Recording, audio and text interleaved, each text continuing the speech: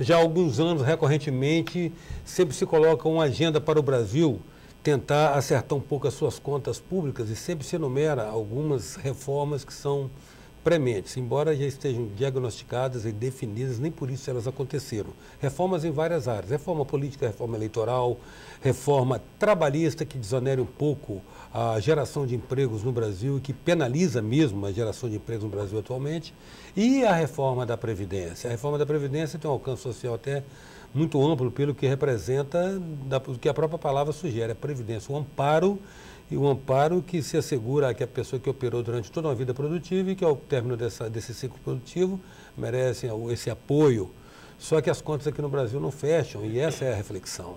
Bom, enquanto não fecham, a gente vai procurar saber como anda o INSS aqui no Espírito Santo, conversando com a sua autoridade maior, a gerente executiva Aparecida Francis da Cunha, com quem nós passamos a conversar agora. Aparecida, vamos tentar fazer uma radiografia desse trabalho de vocês aqui no Espírito Santo, cujo efeito social é indiscutível, é muito ostensivo, né? Quantos benefícios o INSS paga aqui no Espírito Santo? Hoje nós estamos com quase 500 mil beneficiários na carteira aqui do Estado do Espírito Santo. Eu acredito que nós vamos fechar o ano com 500 mil, 496 mil beneficiários. Aí inclui as aposentadorias, as pensões? Isso, as aposentadorias, as pensões, os benefícios assistenciais, todos aqueles que estão na nossa legislação, né, como direito do trabalhador, estão dentro desse número. Desses quase 500 mil quase benefícios. 500 mil. Traduzindo em dinheiro, Aparecida, isso chega a quanto? Representa quanto? A nossa folha hoje, mensal, é quase 400 milhões por mês, né? Nós temos feito um trabalho dentro da gestão para poder minimizar esse impacto da folha, dentro daqueles benefícios que são considerados irregulares. Nós temos também algumas revisões, não obstante a nossa força de trabalho não permitir a gente fazer, inclusive, a revisão sistemática dos 2 anos do benefício de auxílio-doença, mas nós temos feito um trabalho para poder minimizar o impacto dentro da gestão e melhorar também essa conta. Mas hoje o que entra aqui dos benefícios da carteira é esse o montante, quase 400 milhões. Né? Você deve lidar muito diretamente com aquele conceito que é tão nefasto para a nossa sociedade de que o que é público é de ninguém, né? Eu acho que isso aí até por uma questão pedagógica mesmo tem melhorado, né? Hoje a gente hoje o cidadão, ele usa muito as ouvidorias, né? E também nós temos hoje o site que ele pode também denunciar. E assim, tudo que a gente recebe pela ouvidoria, nós fazemos um pente fino. Tem algumas denúncias de ouvidoria que muitas vezes o cidadão, ele não, apesar de ser uma denúncia anônima, mas quando ele traz ali dentro do assunto o nome do cidadão e com tudo, a gente averigua assim, a gente faz as averiguações. Ou seja, é uma ação, digamos assim, sistemática de vigília, irregularidades e fraudes. Nós temos, inclusive, dentro do nosso plano de ação, as metas de ouvidoria, né, de você zerar tudo aquilo que é encaminhado para a ouvidoria, que nós temos que apurar, a gente zerar. A gente tem uma meta mensal para poder cumprir dentro do nosso plano de ação. Aparecida, quantos funcionários o INSS mobiliza aqui no Estado para operar esses números aí de benefícios e todo esse trabalho? Vocês têm quantos funcionários? Nós temos aqui no Estado quase 800 servidores, não chega a isso não. Mas o que ocorre é que nós ainda temos algumas categorias que são remanescentes, por exemplo, da LBA, da antiga LBA. Nós temos também algumas categorias de nível auxiliar e que eles, não obstante ter atividade administrativa, mas quando você precisa da mão de obra efetiva com o analista para fazer a análise de um processo, hoje nós ainda temos carências. Por exemplo, nós temos agências no interior, onde a gente tem uma clientela considerável de trabalhadores rurais, como é o caso, vou citar um caso pontual, né, de Afonso Cláudio, que nós temos somente 2 servidores para atender todos os beneficiários de Afonso Cláudio. Então, é uma agência que nós trabalhamos constantemente com reforço. Agora, a ideia é ter postos e funcionários em municípios ou em regiões? Vocês agrupam de maneira a ter uma visão mais em municípios, tanto é que nós estamos com um plano de expansão da rede de atendimento. Mas tem uma questão também que eu queria voltar até para falar, porque você me perguntou e eu acho que vale a pena, é sobre a nossa perícia médica, que nós realizamos mais ou menos 14 mil, 15 mil perícias por mês.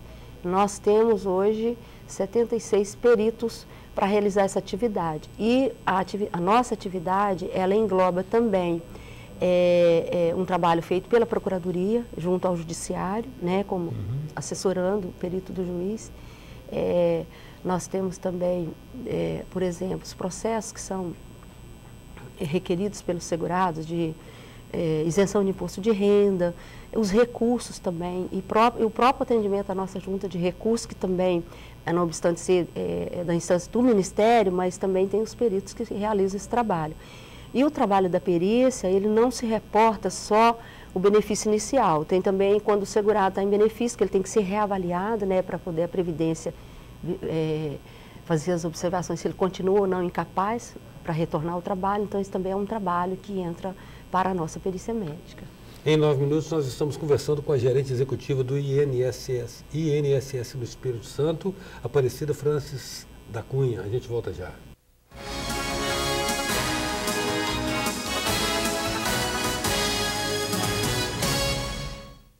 Voltamos com 9 minutos, que traz hoje a gerente executiva do INSS no Espírito Santo, Aparecida Francis da Cunha. Aparecida, você tem uma formação em gestão, né? Tenho sim. Eu sou gestora pública pela FGV do Rio. O total de benefícios ou valores pagos, dividido pelo número de funcionários, é um indicador de desempenho? Ou não foi cogitado? Não, nós temos esse indicador, sim. Só que muitas vezes o que acontece é que o segurado ele entra com o pedido e ele ainda não tem o tempo. Mesmo ele não tendo tempo, nós temos que fazer toda a avaliação. Sim. E o que gera produto, na verdade, no nosso sistema é o benefício quando ele é concedido e que o segurado recebe no banco. Aparecida, o advento do fator previdenciário corrigiu distorções? Normalizou? Tornou essa questão mais justa a relação da contribuição e do benefício recebido depois? Olha, o fator previdenciário, na verdade, ele veio para poder coibir aquela entrada no sistema daquelas pessoas que, não obstante ter o tempo, mas que ainda estava com uma idade inferior a 60 anos. Então, ele veio com esse objetivo, de fazer com que essas pessoas, ou elas trabalhem mais um tempo, ou então elas sofram o reflexo do fator. Mas eu tenho um número aqui que eu acho assim considerável, que do total de benefícios mantidos no INSS, 496 mil, 344 mil benefícios são do salário mínimo e que não tem a influência do fator. Na verdade, o que sofre a influência do fator é o acima do mínimo, que são 79 mil beneficiários. E isso considerando aqueles que estão acima do mínimo, porque o fator ele vem, na verdade, ele atinge mais quem está no teto, né? Atinge todos. Ele considera contribuição, idade e expectativa de vida. Isso, a expectativa de vida. É uma média ponderada. Sim. Isso é uma fórmula matemática. Ele foi um avanço do ponto de vista de gestão, né? Na verdade, equacionar um pouco as contas, digamos assim. Se nós formos observar a reforma na reforma que foi feita em 98, e o fator foi em 99, para o regime geral, eu considero que a reforma foi pelo fator, né? Se você observar pelo ponto de vista das contas.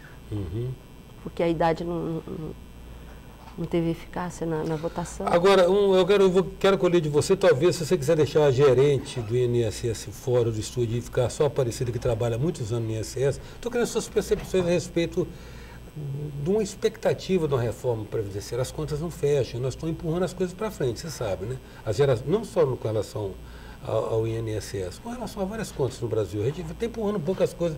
É a teoria da bicicleta, se parar de pedalar, cai. Vai rolando. A própria dívida pública brasileira é feita assim.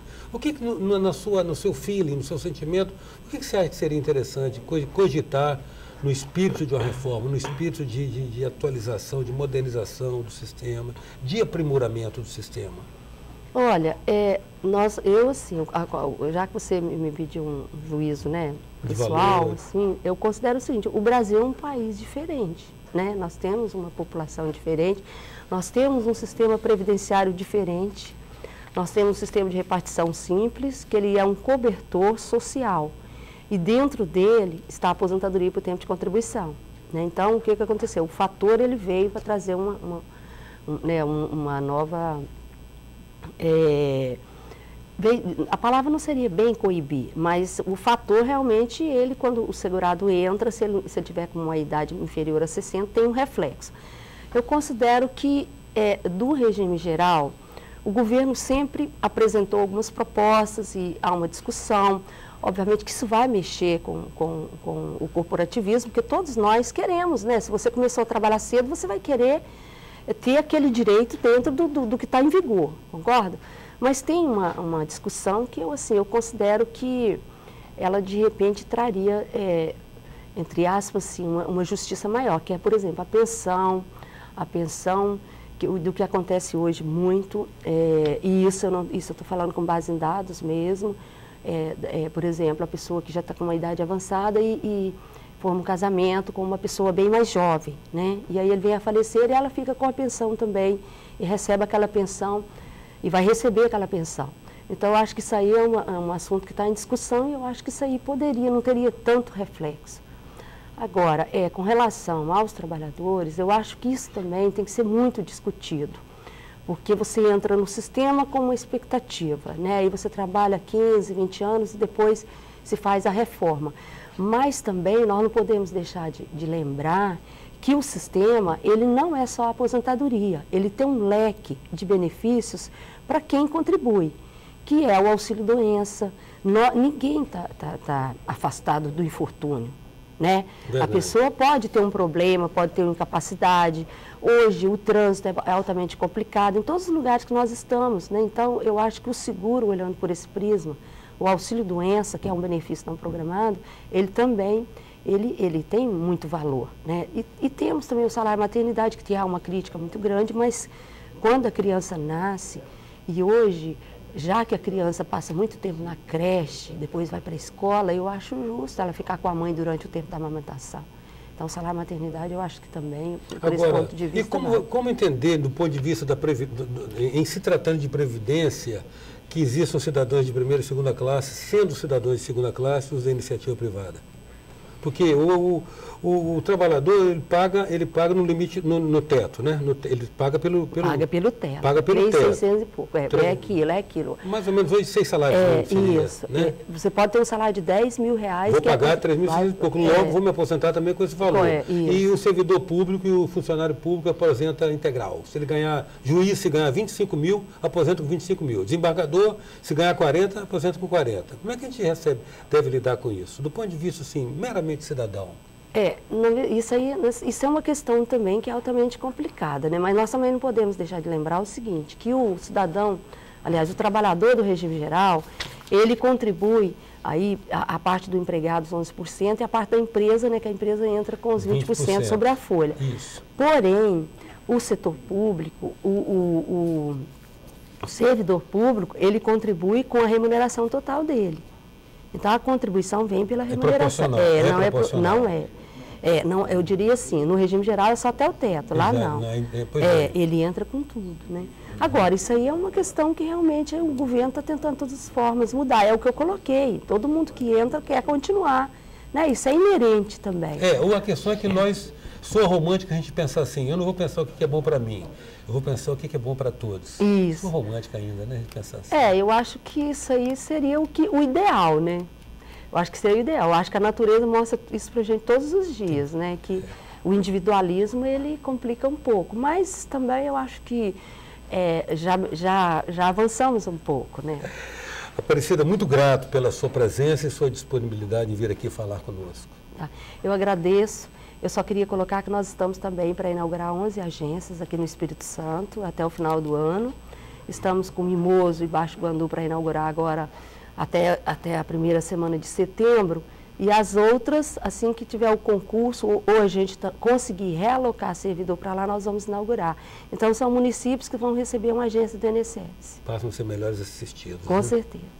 Em 9 minutos, a gente contou com a presença da gerente executiva do INSS no Espírito Santo, Aparecida Francis da Cunha. Até já. Sou passageiro do tempo, tentando entender